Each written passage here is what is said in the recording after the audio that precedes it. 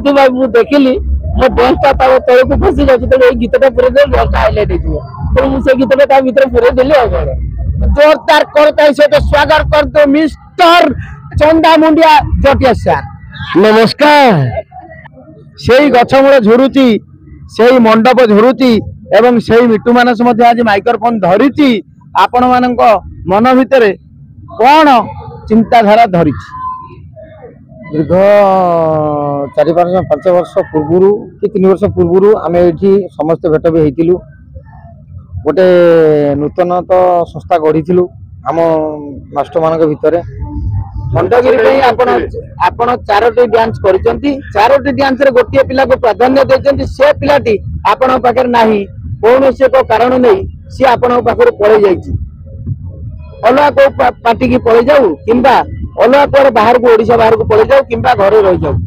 एई सब एई परिस्थिति रे से पिलांक बाबद रे कोन कहबी नमस्कार दर्शक बंधु मु मिटू मानस राधापंडा ऑफिशियल यूट्यूब चैनल तरफ आपण मानकु ढेर सारा स्वागत एवं नियारा वीडियो सहित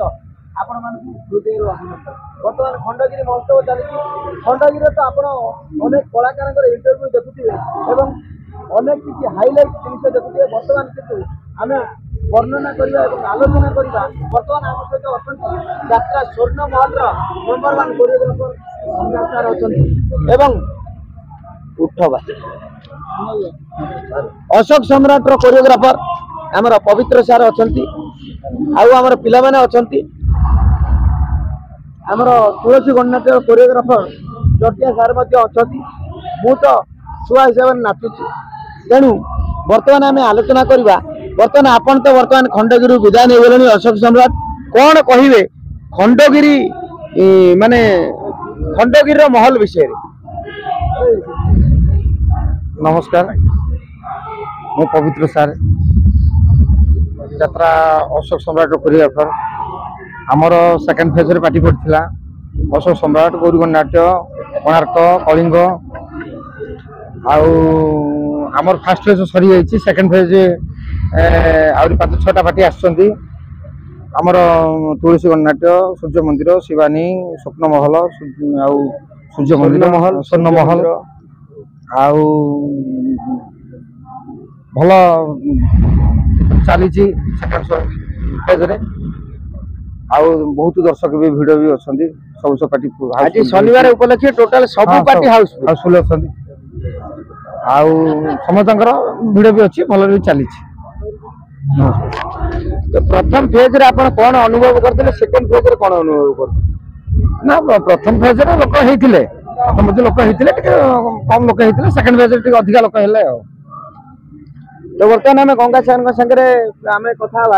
बर्तमान गंगा सार आमर जी रहिले सी होचंती आमर यात्रा स्वर्ण महल रो कोरियोग्राफर आउ यात्रा स्वर्ण महल वर्तमान तार हाइलाइट नाटक नहीं चली केते दुख दबु देहरे कालिया तो तार कोरियोग्राफर एवं यात्रा स्वर्ण महल रो संपूर्ण भाव कोरियोग्राफर गंगा सार जे कि विगत वर्ष रे तुलसी गणनाट्य रे अनेक हिट देकरी आस्तिले आ यात्रा जगत को डांस रे किछि नुआ दिग्दर्शन देखैथिले से वर्तमान गंगा सार आम संगे अछंती केते दुख दबु देहरे कालिया नाटक को नहीं से वर्तमान आगे चलते कौन कहबे आम गंगा सार जय जगन्नाथ जय कला जय ओडिशावासी मु कहि मो सामने मो गुरु अछंती पवित्र सार जे टिके आगु कहले तापरे जे कि बाइक नौछंती से भी जने मो गुरु एवं मो डाडी मध्य आउ तापरे जो कहले टिके आगु जटिया सार भी अछंती आउ बर्तमान खंडगिरी गोटे एमती का महोत्सव एठिके आसवा बहुत भल लगे भल हो खराब हो दर्शक साथ मिसवा को दर्शक साथ काम करने को बहुत भल लगे कहीं जेहेतु एठिका दर्शक सब बेले नियारा आमको भी मजा लगे जो नुआ नुआ किसी काम करके देखू कि दर्शक नुआ जिनिस देखिए आउ सन्नमूल तो वर्ष नाटक आपण मैंने देखुं जिते दुख देव देहरे कालिया से कालिया का साहा भरोसा आउ टीका जो कहले नुआ नुआ काम तो मु तो करे तेणु कहा करे मो गुरु पाई करे गुरु अच्छी मो सार अच्छी गाड़ी अच्छी एवं आपण मैंने समस्ते देखुं आपण मान आशीर्वाद नहीं सब नुआ नुआ काम करे तेल आपण मैंने आशीर्वाद करूँ सब नुआ नुआ काम करें आपण मान खंडगिरी में देख पारे जय जगन्नाथ बर्तमान आम पचारि बुझा एक्चुअली खंडगिरी हूँ कहार कंपटीशन माने यात्रा पार्टी कंपटीशन ना कलाकार कलाकार कंपटीशन ना कमिटी कमिटी कंपटीशन ना दर्शक दर्शक कंपटीशन कंपटीशन कहार ना एटा तो समस्त कंपटीशन कहले मु भाबी एटा कमिटी साथ भी कमिटी कंपटीशन वर्तमान आसिक पहुंची जाइछन्ते हमर जटिया सर तो जोरदार करताई से तो स्वागत कर दो मिस्टर चंदा मुंडिया जटिया सर नमस्कार। आज तो वर्तमान गंगा सर सहित कथबार्ता कंटिन्यू करिया तापर जटिया सर संगे कथबार्ता कंटिन्यू तेणु कंटेस्ट तो निहाती कमिटी कमिटी कंटेस्ट रही कलाकार कलाकार कंटेस्ट रही एवं समस्त मध्य कंटेस्ट चलती कहीं ना ना एटा कंटेस्ट ना महामिलन एटा एक्चुअली बुझी पारनी एटा कंटेस्ट ना महामिलन ना एटा जोटा भी कहले महामिलन एटा कलाकार कलाकार महामिलन कहीं ना सब पार्टी एकाठी हेले कलाकार समस्त देखा हुए साक्षात हुए पक्ष कथा बहुत मन पड़े तेणु सब प्रकार आलोचना माध्यम हुए आउ किंतु मु भाबी जो कमिटी कमिटी मु भाबी जो जने शिवानी बटे नथिला के चारि कलाकार को नथियो से जे कमिटी कमिटी एटा मु जामी कंडीशन किंतु कलाकार रो कंडीशन नै काना कलाकार होचे एटा महामिलन जोटा आपण कहले एटा कलाकार सब चिंता करती जे मु केमति मोर बेस्ट दे मते केमति समस्त प्रशंसा करिवे ना कलाकार तो सेटा निहात पूरा भाबी खंडगिरी जे मु गुटे कोन करिवि कि कोन करी देखे मत दर्शक ही भलो कहबे काना दर्शक ही भगवान तेणु आम तो चाहिए भल करें कि भल कहीपर कि दर्शक ही कहे तेणु सब कलाकार ही चाहती दर्शक किसी भल करने किंतु वर्तमान आम जदि चिंता करवा जदि आपण तो तुलसी गणनाट्यर कोरियोग्राफर माने जटिया सार आम जदि चिंता करवा जे अलग आम जो यात्रा करवा 4 राति यात्रा करवा प्रथम राति जो यात्रा करवा जो डांस करवा सेटा आम सेकंड राति करि परिबानी कमिटी लोक कंप्लेन करिवे किंतु आम खंडगिरी रे जदि 6 राति गोटे नाटक होउची ताले आम 6 राति सेही डांस को परिवेषण करूचे कारण आमर भल डांस जो रही 3टी 4टी 5टी आम सेया को परिवेषण करिकरी आम दर्शक मानकर मन मोहुचंती किंतु अलग जो जगह आम यात्रा करचंती 3 राति 4 राति यात्रा करचंती सेठी 2 राति परे तापर हमकु डांस भाबिया पड़ुची तो आपनकर जो डांस परिवेषण करूचंती एठी एटा केवल खंडगिरी पाई ना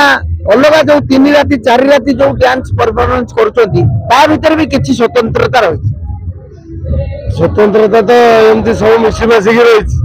किंतु खंडगिरी पे स्वतंत्र जो डांस 4टी कि 5टी भल डांस हुए ताकू आमे वर्ष भर भितर ताकू पिला सब से नाच पे प्राधान्य देता जे नाचटा होते प्राधान्य दियो कंटिन्यू एई नाच गुरा चलिबो आउ सब नाच तो समान हुए ना से नाच वाले आमे विशेष कर बेस देता खंडगिरी सकाशे आ नाटक जेतु रिपीट हुए से डांस बाय डांस रिपीट हुए कमिटी को अनुरोध रहे रिपीट हो चले किंतु अलग जगह तो आज शनिवार उपलक्षे खंडगिरी रे आपण डबल शो कले तुलसी गणनाट्य तो कौन डबल शो रे आपनकर रहिला माने विशेषत्व कौन रहिला कौन डांस रे आपण माने नुआ जिनस एवं नियार जिनस देखे नुआ जिनस देखा भितर गोटे जिनस से जगन्नाथ गोटे डांस भजन माध्यम करूँ जगन्नाथ विषय आप डांस आज देखते माने बोध हुए यात्रा जगत प्रथम थर आप जगन्नाथ विषय देखते आगुरी बोधे किसी हो नाला मुझे 15-20 वर्ष तले जो डांस करी छोट छुआ होकर मत चंदन पानी गाधे दिलो मुझे निजे कृष्ण होली निजे कृष्ण होली से जुग चली जाता बर्तमान आपण निहाती भाव में किसी गोटे नुआ कर देखते जगन्नाथ विषय डांस कर देखते बहुत बहुत धन्यवाद जगन्नाथ विषय कौन कर दर्शक बंधु कौन कहे नहीं जगत एमती ठाकुर थे गीतटा फास्ट टाइम गोटे 20 वर्ष पर भजनटा बढ़िया लगिला कान को लगे भितर आम भी विषय भाविक से नाच को केमी दर्शक ग्रहण करेंगे भजन डांस ठीक ठाक दर्शक भी ठीक ठाक ग्रहण कर तो बर्तमान मु गोटे खबर पाई यात्रा स्वर्ण महल रे केते दुख देबु देहर कालिया ए जो टाइटल सॉन्ग को लेकिन आमर जो गंगा सर कोरियोग्राफर अच्छा सी गोटे डांस करते तो सही डांस माने बाबद आलोचना करवा केते दुख देबु देहर कालिया ए टाइटल गीत को नहीं केमिति कोन डांस करने गोटे मुंड भीतर गोटे चिंता आसिला मुंड भीतर चिंता आसो तो निश्चित कहीं सब जो कथा मुझे कहली सब नुआ करने चेष्टा करे किंतु यात्रा टाइटल को लेकर नुआ कर चिंता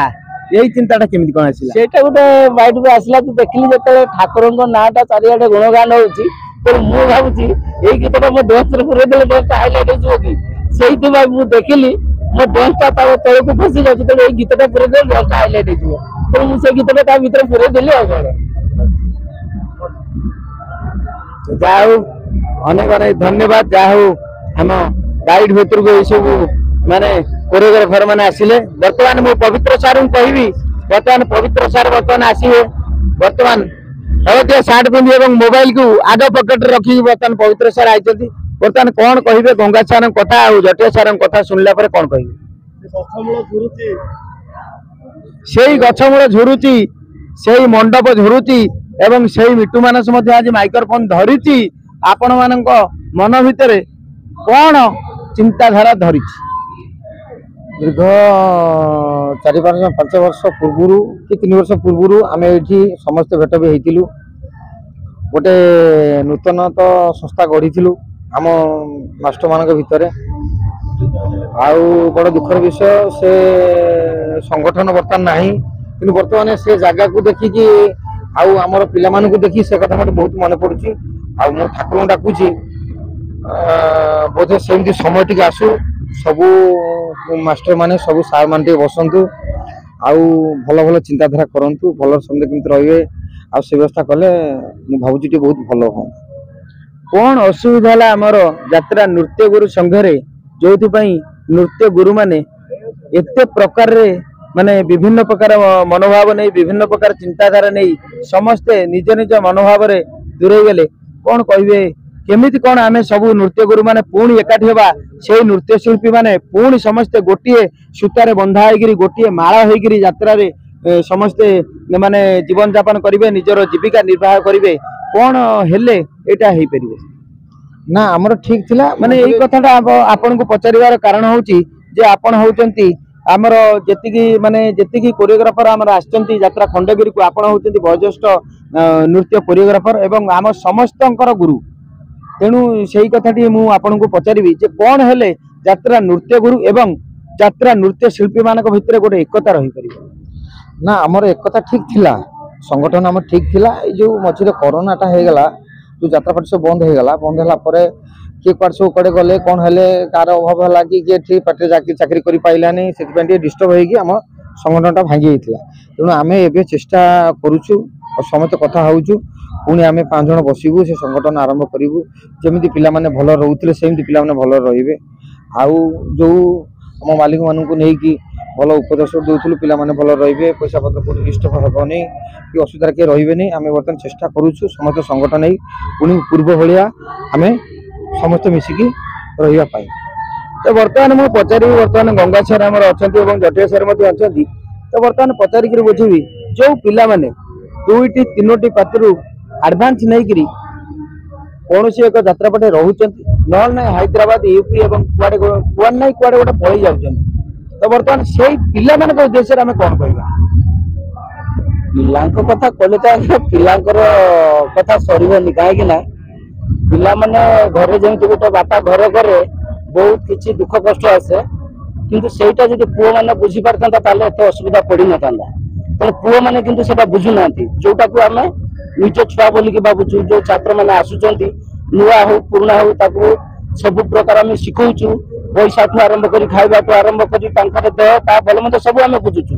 କିନ୍ତୁ ସେ ବୁଝିପାରୁନି ଗୋଟେ ମାଷ୍ଟର ମାନ କଥା, ଯେ ଅସୁବିଧା ବେଳେ ଗୋଟେ ମାଷ୍ଟର 50,000 ଟଙ୍କା ଦେଲା,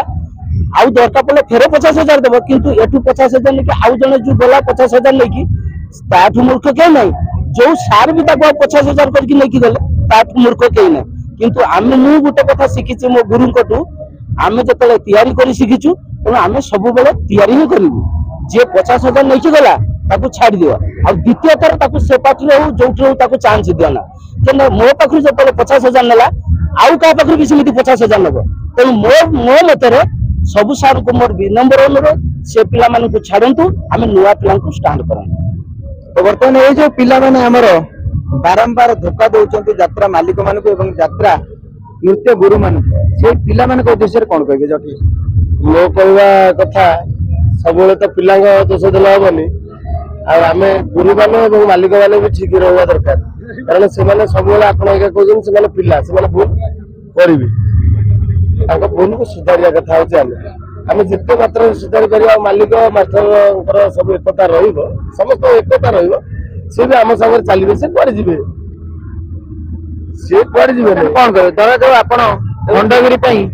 4ଟି ଡ୍ୟାନ୍ସ କରିଛନ୍ତି ତା ଭିତରେ ଗୋଟେ ପିଲାକୁ ପ୍ରାଧାନ୍ୟ ଦେଇଛନ୍ତି ଖଣ୍ଡଗିରି ପାଇଁ ଆପଣ 4ଟି ଡ୍ୟାନ୍ସ କରିଛନ୍ତି 4ଟି ଡ୍ୟାନ୍ସ ରେ ଗୋଟିଏ ପିଲାକୁ ପ୍ରାଧାନ୍ୟ ଦେଇଛନ୍ତି ସେ ପିଲାଟି ଆପଣଙ୍କ ପାଖରେ ନାହିଁ କୌଣସି ଏକ କାରଣ ନେଇ ସିଏ ଆପଣଙ୍କ ପାଖରୁ ପଳେଇ ଯାଇଛି ଅଲଗା କୋଉ ପାର୍ଟିକି ପଳେଇ ଯାଉ କିମ୍ବା ଅଲଗା କୁଆଡେ ବାହାରକୁ ଓଡିଶା ବାହାରକୁ ପଳେଇ ଯାଉ କିମ୍ବା ଘରେ ରହିଯାଉ ଏଇ ପରିସ୍ଥିତିରେ ସେ ପିଲାଙ୍କ ବାବଦରେ କଣ କହିବେ ସେ ପିଲା ବାବଦରେ ଆଉ କଣ କହିବେ ସେ ବହୁତ ଭଦ୍ର ପିଲା ଆଉ ବଢିଆ କରିକି ଯାଇଛନ୍ତି ସାରଙ୍କ ନାଁ ଟେକ ରଖିଛନ୍ତି ଆଉ ଆପଣ ନିହାତି ଟେକ ରଖିକି ଚାଲୁଥାନ୍ତୁ ଆପଣ ନିହାତି ଭାବରେ ଅନୁରୋଧ କରିବେ ଯେ ଅନ୍ୟ ସାର୍ ମାନେ ଯୋଉମାନେ ଅଛନ୍ତି ଯେ ଆମ ଅନୁଷ୍ଠାନ ତାକୁ ନେଇକିରି ରଖନ୍ତୁ ରଖିକିରି ତାଙ୍କୁ ବି ହଇରାଣ କରିକି ଯାଆନ୍ତୁ ଏଇଟା ହଉଛି ସେଇଟା ହଉଛି ସାର୍ ମାନଙ୍କୁ ଅନୁରୋଧ ଯେ ମୋ ଠୁ 50,000 ନେଇ ଗଲେ ପୁଣି ଆପଣ ତାକୁ ଆହୁରି ଲକ୍ଷ୍ୟ ଦେଇକି ରଖନ୍ତୁ ପୁଣି ଆପଣଙ୍କ ଗଲା ପରେ ଆଉ ଜଣଙ୍କ ଲକ୍ଷ୍ୟ ନବ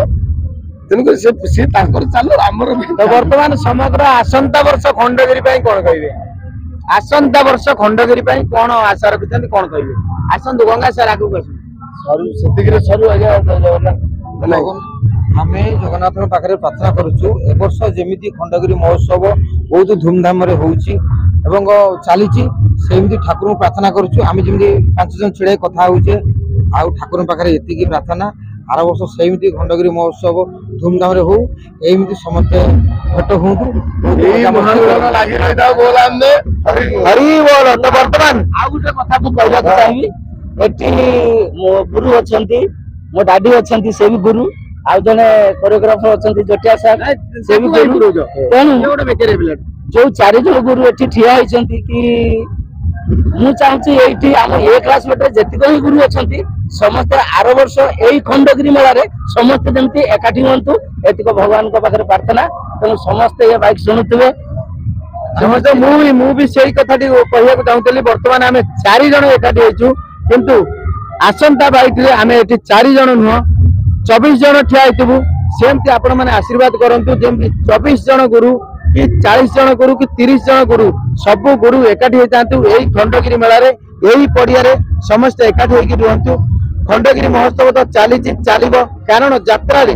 ପ୍ରତ୍ୟେକ କ୍ୟାମ୍ପ ଆପଣ ମାନେ ଯାଉଥିବେ 2 ବର୍ଷର 3 ବର୍ଷର ଥରେ ଲେଖା ଯାଉଥିବେ କିନ୍ତୁ ଖଣ୍ଡଗିରି ପ୍ରତ୍ୟେକ ବର୍ଷ ଆସୁଛନ୍ତି ତେଣୁ ଖଣ୍ଡଗିରି ହଉଛି ଏଭଳିଆ ଏକ କ୍ୟାମ୍ପ ତେଣୁ ଆସନ୍ତା ବର୍ଷ ଖଣ୍ଡଗିରି କ୍ୟାମ୍ପରେ ଏଇଠି 20 ଜଣ 24 ଜଣ 30 ଜଣ ଗୁରୁ ଆମ ଯାତ୍ରାର